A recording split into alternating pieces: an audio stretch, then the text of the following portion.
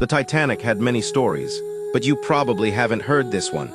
Meet Charles Joen, the chief baker aboard the Titanic. He had two great passions, baking bread and drinking.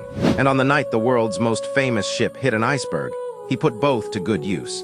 That evening, Charles was enjoying his usual ritual in his private cabin, sipping from a flask and checking on his homemade moonshine, still perks of unlimited yeast. Then came the deep, ominous scrape along the starboard hull.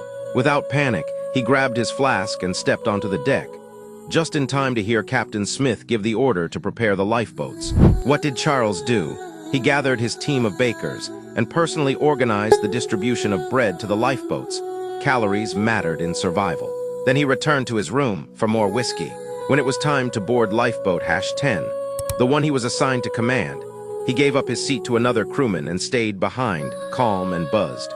Eventually, with all lifeboats gone, Charles stood alone on the sinking ship, tossing deck chairs into the ocean, dozens of them, to serve as flotation for anyone left in the freezing water.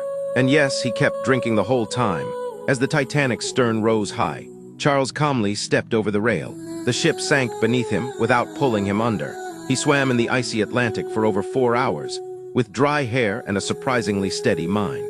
When rescued, Second Officer Lytler, who had assumed Charles was doomed, was stunned to find him alive. Charles believed it was the alcohol that kept his blood from freezing and his nerves from shattering. He survived, helped others survive, and walked away from one of history's greatest disasters. Afterward, he went back to sea, kept baking, kept drinking, survived 2 more shipwrecks, lived to 78, and today his gravestone reads, "The baker of the Titanic, a man who toasted life, even as the ocean closed in." For more mind-blowing facts, follow Mind Twist Lab, you won't regret it.